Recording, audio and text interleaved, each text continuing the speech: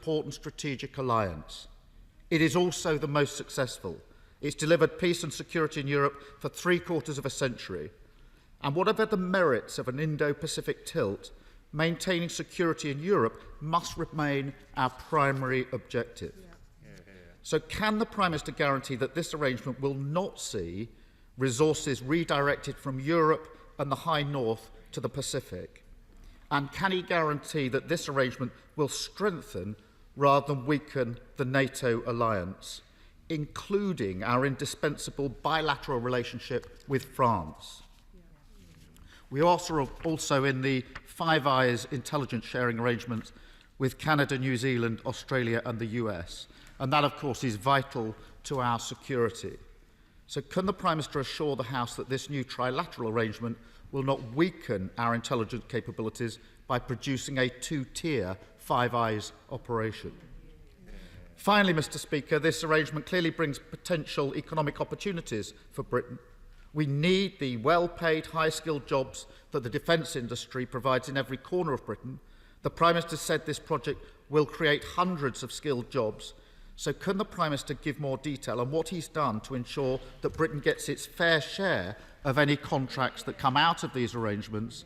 And what will he do to ensure that no region or nation in Britain misses out on any job opportunities that this arrangement may bring? Thank you, Mr. Speaker.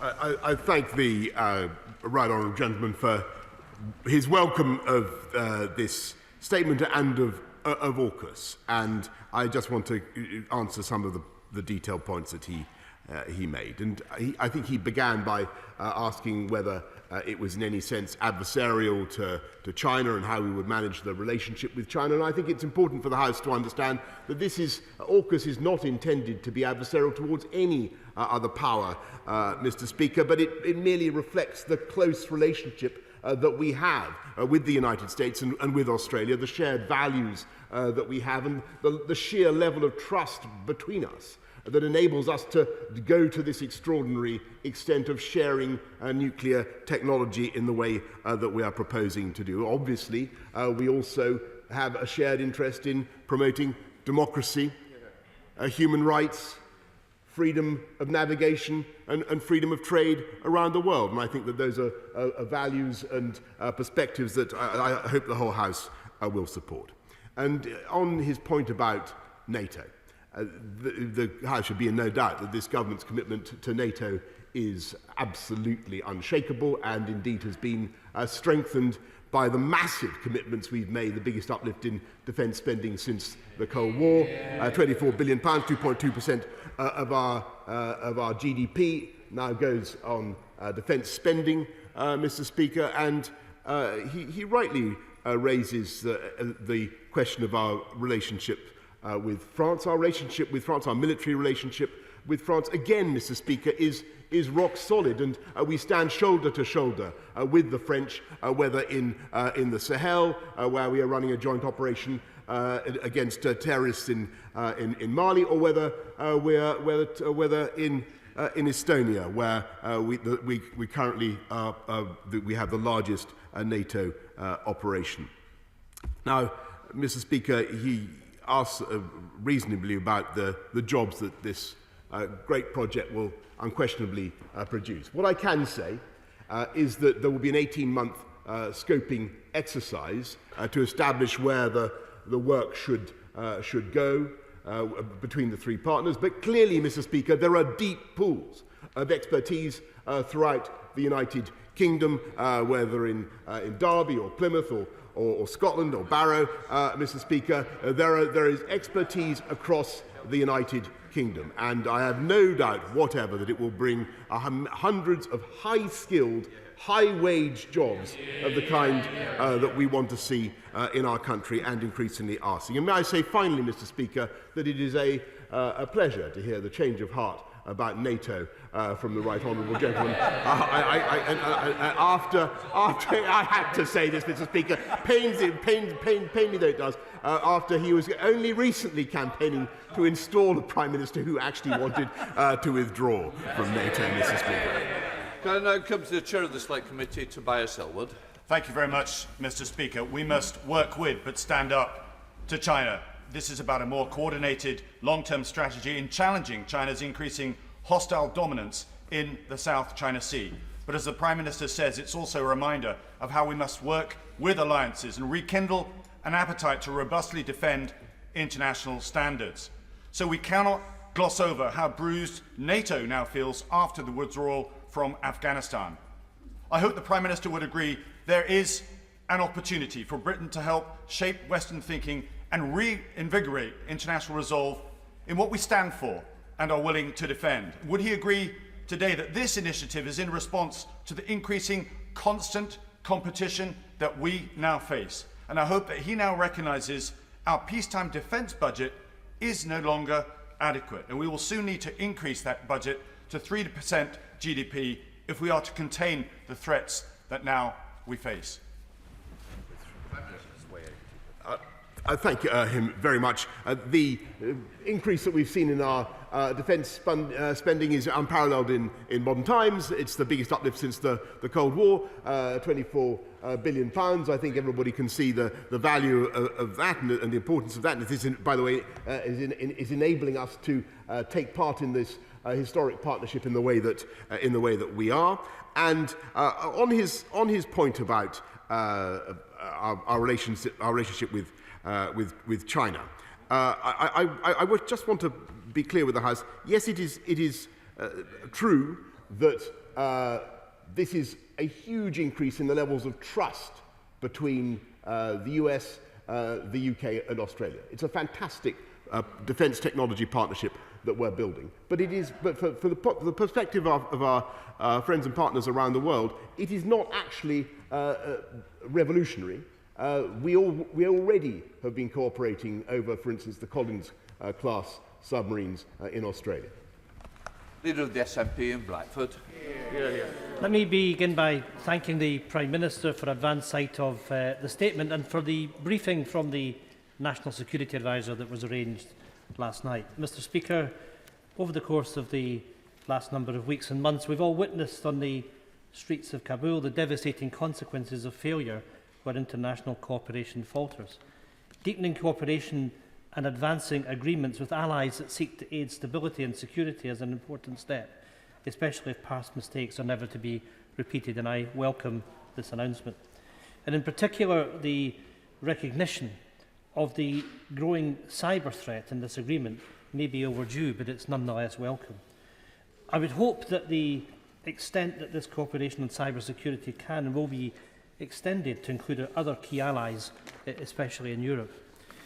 Mr Speaker, there are a number of points in question I would like to raise in terms of how this agreement was reached and what has been agreed. Firstly, can the Prime Minister inform us as to what discussions have been held with other NATO allies in advance of this announcement and what interaction there will be with this initiative? Were these allies informed that this agreement was being progressed at the recent G7 summit at Cornwall? Secondly, in terms of the nuclear agreements, I understand and welcome that the Australian Prime Minister has firmly ruled out that any development of any nuclear weaponry. But in terms of future obligations under nuclear non-proliferation treaties, can the Prime Minister give a cast-iron guarantee that this agreement can never be used as a stepping stone to nuclear weaponry if any future Australian administration were to change this approach? And finally, in terms of the broader geopolitical positioning that this agreement signals, a number of military experts, including the US Defence Secretary, have previously stated that the resources of allies on the European continent would be better targeted regionally rather than risk of being stretched thinly across the Pacific. With all the focus of this agreement on the Indo-Pacific, what risk are there that vigilant eyes are taken off the threats closer to home, specifically from the Putin regime in Moscow, or indeed matching up the UK and the EU strategic interest in shoring up stability and providing humanitarian assistance that is needed in parts of Africa? Thank the right honourable gentleman for what I think was a broad welcome of this Aukus agreement. I do think it's historic. I do think it's good for the whole of the United Kingdom. There's no conflict with NATO. NATO members obviously are fully up to speed with what is happening. There's no, in no way affects the NATO relationships, which are absolutely fundamental for our security. there is no prospect of it breaking the Nuclear Non-Proliferation Treaty, as I informed the House earlier on, and no risk at all that it will mean that the United Kingdom or any of our allies takes our eye off the ball when it comes to the threat from the Putin regime or from Russia. So I think that the House should really understand that this is an agreement, a defence technology agreement, that is very sensible given the huge geopolitical weight now that is to be found in the Indo-Pacific region. The economic growth in that area is phenomenal. The security issues there are very, very important for our country, the maintenance of trade flows, and that's why it's vital that we take part in this agreement. Theresa May. Mr. Speaker, my right honourable friend said yesterday that this partnership has the aim of working hand in glove to preserve security and stability in the Indo-Pacific. Can I ask my right honourable friend, what are the implications of this pact for the stance that would be taken by the United Kingdom and for its response should China attempt to invade Taiwan? Mr. Speaker, the United Kingdom remains determined to defend international law, and that is the strong advice we would give to our friends across the world, and the strong advice that we would give to the government in Beijing. Gavan Jones. Can I warmly welcome this agreement? The agreement is on nuclear technology for cooperation with Australia. But can I ask the Prime Minister what other steps have been taken to develop defence partnership technology agreements with, for example, India, Japan, South Korea, Singapore and others who have a lot to offer in terms of technology which we could gain from in terms of our own defence? Honourable Member makes a very important point, because we are currently developing partnerships around the world, including in the Indo-Pacific region, and the Future Combat Aircraft System, FCAS, is one of those things that we may wish to develop it with our Japanese friends. Alicia Cairns. Partnership is enormously welcome because it makes us safer, particularly in an area of the world where there are challenges to our ability to trade, secure our interests and protect our allies. Now, those who serve on our submarines do mission-critical work, but because they are our silent protectors, they are often forgotten. So will he join me in thanking them because they keep us safe every hour of every day? And will he confirm that this is the first step towards further upgrading our presence in the Indo-Pacific? I thank her very much, and yes, of course, I pay tribute to our submariners who've had a particularly difficult time, Mr. Speaker, during COVID, when the necessity of protecting submarines has been particularly acute. But her point is very good about the further steps we can take now within the context of Aukus. This is just the beginning of collaboration on defence technology, and I've mentioned some of the areas in which we now wish to go further. Clearly, cyber, AI, undersea defences. There are many, many areas now, Mr. Speaker, where countries that have shared values, a shared belief in democracy, will want to take collaboration much further. And David. As consistent internationalists, Mr. Speaker, Liberal Democrats welcome this enhanced cooperation with our Australian allies, especially because it's for our mutual security. Just because the Prime Minister has failed on past occasions to effectively cooperate internationally doesn't mean we won't give him credit on occasions like this. But further to his answer to the honourable gentleman, the member for North Durham, in the context of standing up for our national interest against threats, whether it's from China, Russia or elsewhere, will the Prime Minister confirm that the UK is seeking to enhance cooperation with other allies in the Indo-Pacific region, whether it's India, Japan, South Korea or others? And further to his answer, can he give rather more detail or at least commit to this House to come back with more detail? Well, what I can tell the House, Mr. Speaker, is that, as you know, the Carrier Strike Group is now in that region, and it has been doing exercises, Mr. Speaker, with a total of 40 other countries, friends and partners around the world, from India right the way through to Japan. And we will, I'm not going to give much more detail now about FGAS, as for reasons I'm sure the House will appreciate. But the UK will be developing friendships and partnerships throughout that region for the very good political, security and economic reasons that I've given the House. John Burron. Thank you, Mr. Speaker, and I very much welcome this announcement from the Prime Minister. One of the reasons some of us have opposed our foreign intervention since 2003 is that we felt they acted as a distraction for many greater dangers around the world, including in Indo-China. So this agreement is very welcomed. Will the Prime Minister confirm, though, the extent to which jobs and skills in this country will be reinforced, if not enhanced? For example, the 12 submarines that are presently within the French contract, are those going to be rebid for? Mr. Speaker, I don't want to go into the details of the contracts, but the House will understand that what we are doing now is seeking with our American friends, with our Australian friends, to help the Royal Australian Navy to acquire the type of nuclear submarines that are appropriate for the current geopolitical situation that they find themselves in. And that will mean that I have absolutely no doubt that the skills, the expertise that is available in this country across the whole of the UK will be called upon extensively in order to fulfil that objective. Janet David. Thank you, Mr. Speaker.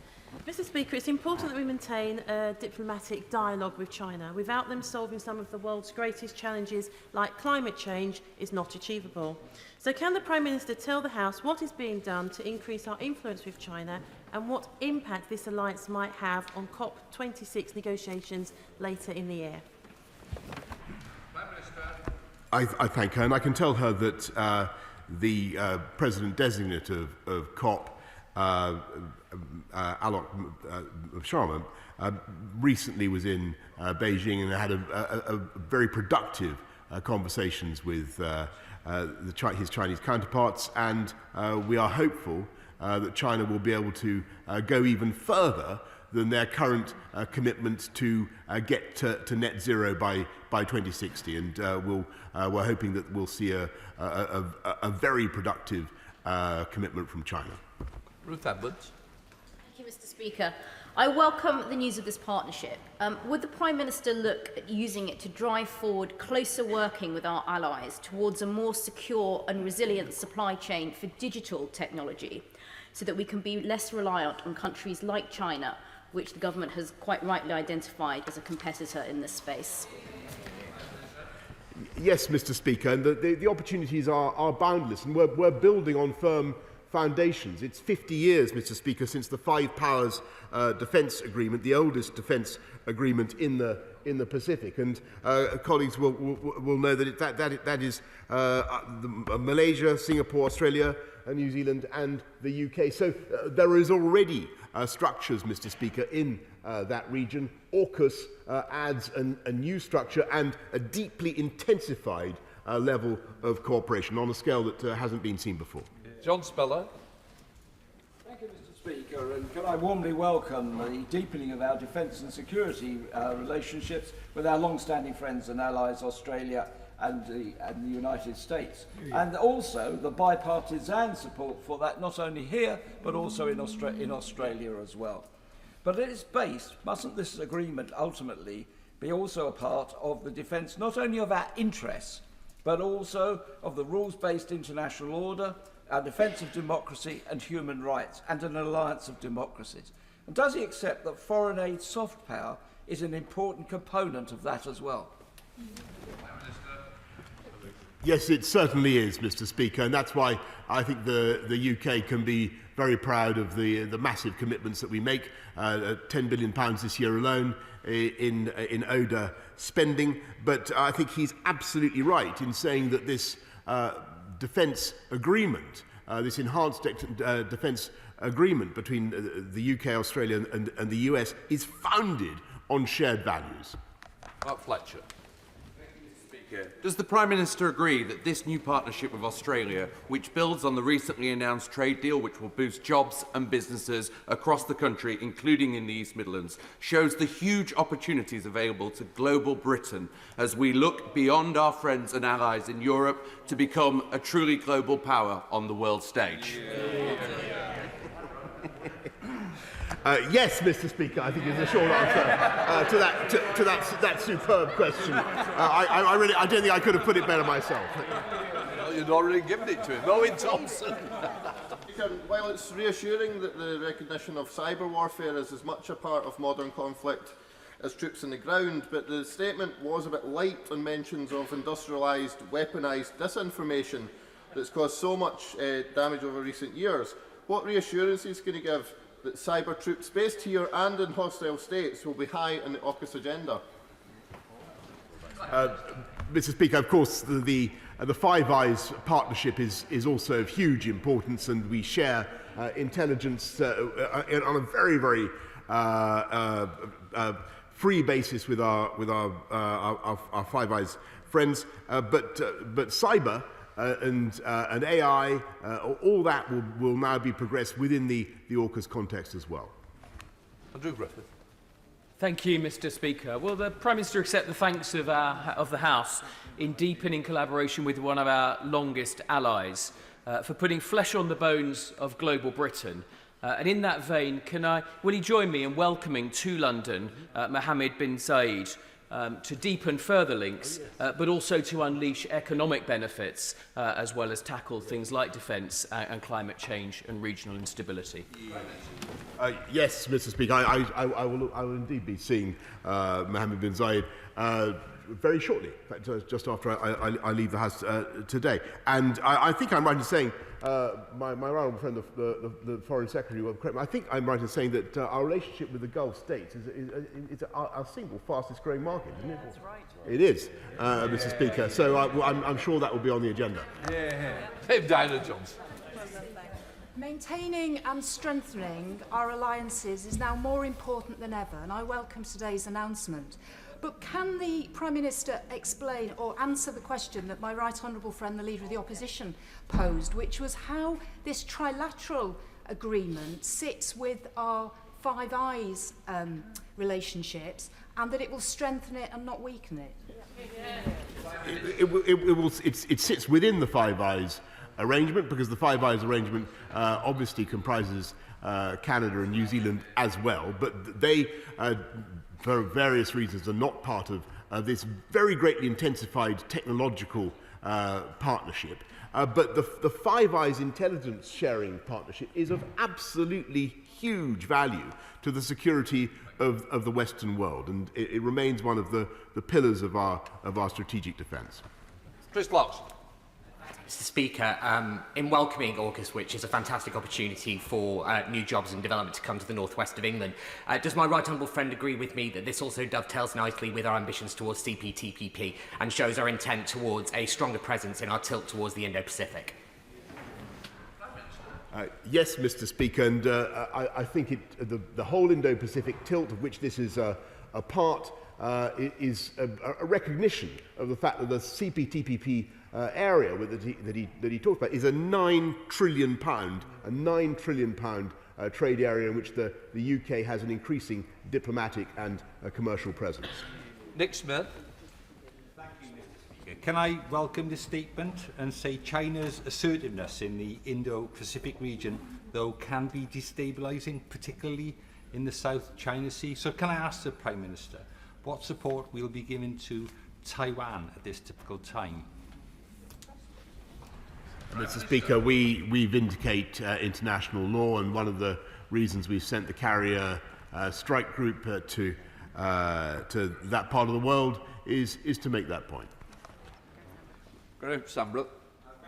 Mr. Speaker, does the Prime Minister agree that this new partnership is an absolute golden opportunity for jobs across the country, including at home in the Midlands. And it not only gives people the opportunity to be able to defend our shared interests and values across the world, but also have the opportunity of a high-skilled job and the security of a pay packet.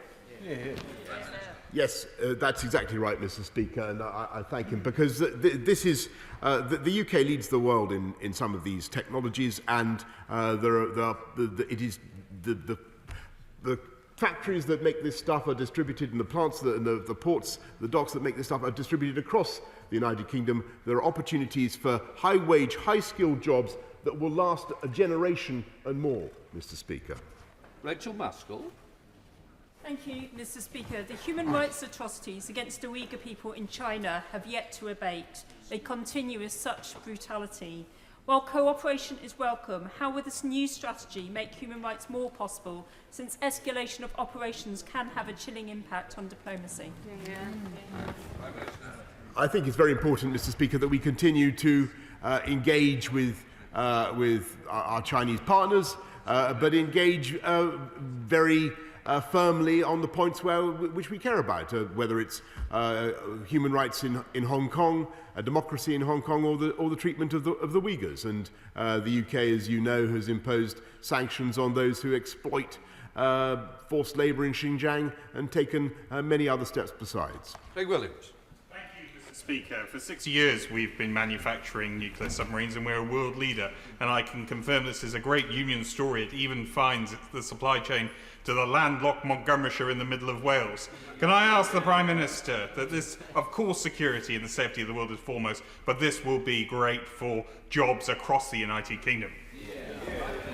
I can certainly assure him that it will be great for jobs across the United Kingdom, but as I said, Mr. Speaker, there's an 18-month scoping programme to work out exactly how the labour is going to be divvied up.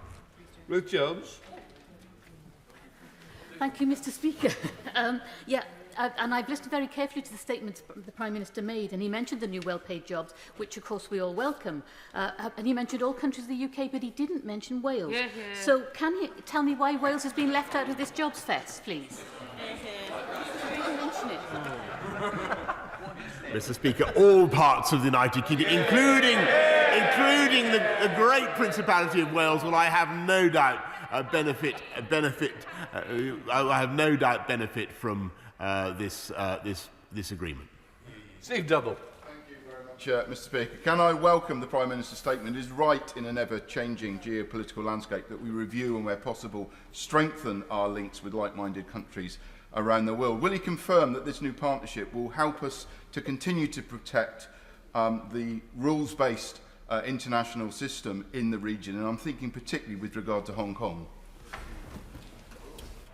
I think, Mr. Speaker, what this does is allows the three countries that share very close perspectives on human rights and the rule of law and on free trade and international shipping to come together and above all to uphold our belief in democracy. And we don't wish to be adversarial towards any other global power, but we wish to underscore that we work together to uphold those values, whether in our military cooperation or in technological transfer. Newland. Thank you very much, Mr. Speaker. The New Zealand Prime Minister Jacinda Ardern has said that Australia's new nuclear submarine would not be allowed in its waters due to a nuclear-free policy. Under this great union, Trident nuclear submarines are forced in Scotland. Indeed, we recently read that senior MOD officials have been looking at where to base its Trident fleet when Scotland becomes independent. Although France and the US were mentioned, can the Prime Minister confirm they're not looking at the proposal of an imperial Days of Empire solution of creating a British overseas territory in Scotland? Mr. Speaker, I think most commonsensical people will welcome the arrival of jobs across the whole of the United Kingdom, particularly in Scotland, where, by the way, the Type 26 frigate programme is worth 90, which I've seen being built in government, is worth £19.5 billion to this country, and like the the nuclear programme, the nuclear submarine programme, will generate jobs for decades and decades to come. It's a great thing for the whole of the UK. Mr.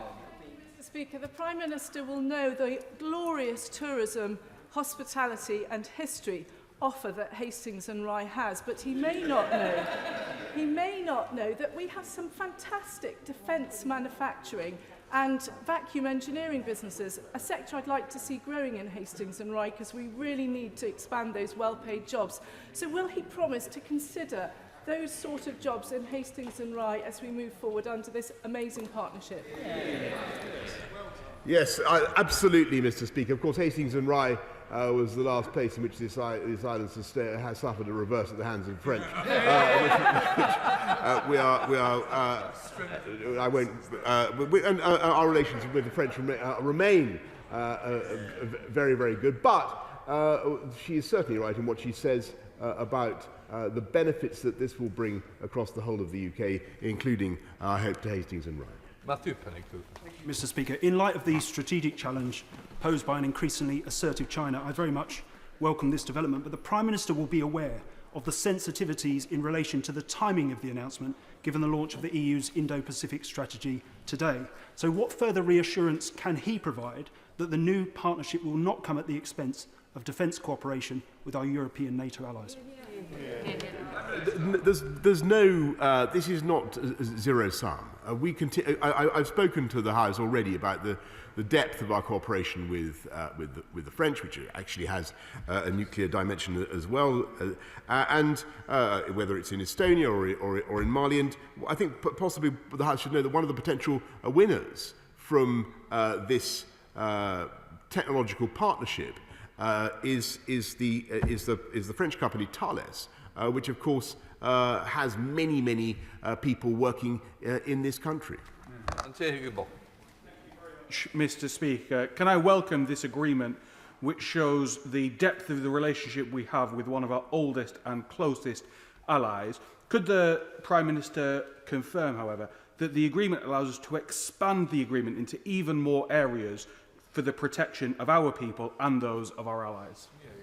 My honourable friend is absolutely right, Mr. Speaker, because this is AUKUS is a big leap forward in terms of trust. To agree to share nuclear propulsion systems is a giant step, but what it means now is that we will build on that platform to cooperate on cyber, on AI, and all the other types of technology in which it is vital that we stick together.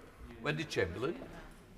Mr. Speaker, now we welcome cooperation with our allies for mutual security and we welcome coordinated action in the Indo-Pacific. But today, in relation to Hong Kong, this government has failed to uphold its duty under the Joint Declaration at a time when democratic values have effectively been snuffed out. Now, because of our special obligations to Hong Kongers, if we lead the way by implementing Magnitsky sanctions on those involved in this crackdown, then our allies will follow. So will the Prime Minister finally take meaningful action on Hong Kong? Mr. Speaker, I must say, I think most people in this country would think that was a bit bizarre. When you consider that we have not only stood up for human rights in Hong Kong, but have taken the step of welcoming the British nationals overseas. 30,000, Mr. Speaker, are coming to this country, and we should be very, very proud of what we're doing to protect them and help them, and we will continue to do so. Mr. Speaker, I warmly welcome this alliance. Does my right honourable friend agree with me that this shows that we are successfully delivering the integrated review and we are deepening our foreign policy, defence and security relationships with our global allies? Yes, Mr. Speaker, and it is, and I wish to repeat that. Yet this makes visible, incarnates the Indo-Pacific tilt that we've been talking about. It's incredibly important development for our relations in the Indo-Pacific, but it in no way detracts from our commitment to the North Atlantic area, to the European theatre, and to our overall security. Tony Lloyd. Thank you, Mr. Speaker. It is obvious that we have an interest in maintaining a peaceful region in the Indo-Pacific, so I welcome this. But can the Prime Minister make it clear, he's talked of this as being essentially about technological transfer, not about major commitment of military assets. Can he guarantee that this is where we're going, that there will be no overstretch that's involved because of this agreement today? Yes, of course, Mr. Speaker. Though I remind the House that the Carrier Strike Group is out there expressing British influence, hard power, soft power, 8,000 miles away, in a way that very few other countries can do. Thank you, Mr. Speaker. I note that our friends from New Zealand have already announced that the new submarines will be banned from their waters. But can I press my right honourable friend on the opportunities to expand this cooperation with India, which is a key strategic partner in the region? Yes, I should just stress to the House that what New Zealand has said is their historic position. They've been in this place for 30 years or so, or more. But what he says about India is absolutely right. Again, there is a great deal of community of interests and values, and we should pursue that. Thank you, Mr. Speaker, and I'm pleased the government recognises the importance of protecting and growing sovereign and allied strategic capability, especially given their recent attempt to hand over domestic nuclear power capability to the Chinese. Now, during the passage of the National Security and Investment Bill and the Telecom Security Bill, Labour called for just such partnerships with countries who share our values to develop key technologies such as 6G. Can the Prime Minister set out how he plans to develop further partnerships and whether European countries might be included?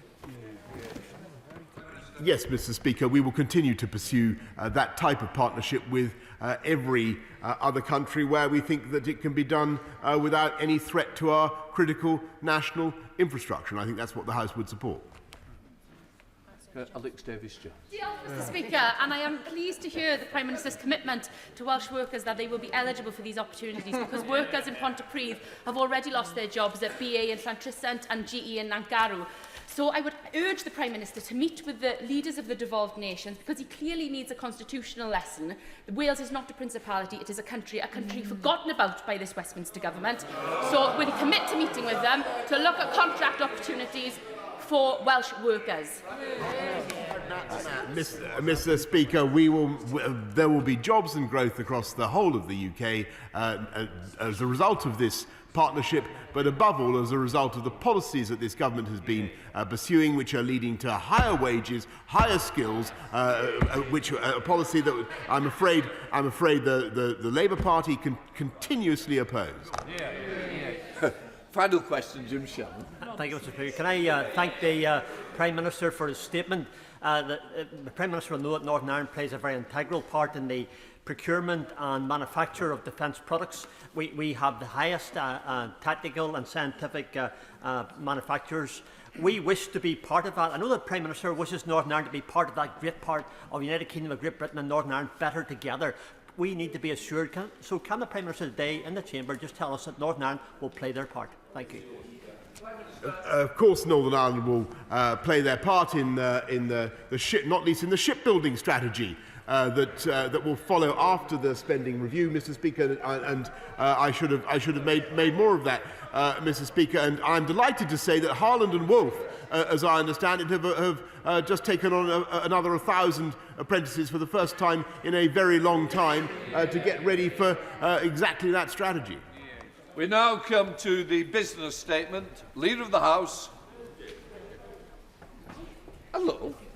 Thank you, Mr. Speaker. The business for the week commencing Monday, the 20th of September, will include Monday, the 20th of September, the consideration of a business of the House motion, followed by all stages of the Social Security Uprating of Benefits Bill, followed by a motion to approve an instruction relating to the Elections Bill. Tuesday, the 21st of September, an opposition day, the 6th allotted day. There will be a debate on a motion in the name of the official opposition. The subject is to be announced. Wednesday, the 22nd of September, the remaining stages of the Compensation, London Capital and Finance plc and Fraud Compensation Fund Bill, followed by second reading of the Subsidy Control Bill, followed by a motion to appoint an external member of the Parliamentary Works Sponsor Body. Thursday, the 23rd of September, a general debate on Baby Loss Awareness Week, followed by a motion on human rights in Kashmir. The subjects for these debates were determined by the Backbench Business Committee. At the conclusion of business on Thursday, the 23rd of September, the House will rise for the conference recess and return on Monday, the 18th of October. The provisional business for the week commencing the 18th of October will include Monday, the 18th of October, the second reading of the Judicial Review and Courts Bill. We now come to the Shadow Leader of the House, Tangram Debana. Thank you, Mr. Speaker, and I thank the Leader of the House for the forthcoming business. I am glad to see him still in his place, Mr. Speaker. There were rumours that it might have been the Right Honourable Member for South Staffordshire opposite me. He has been told to shut up and go away, and I am relieved, therefore, that I don't have to spend time today explaining that I am the member for Bristol West and not the member for Ealing Central and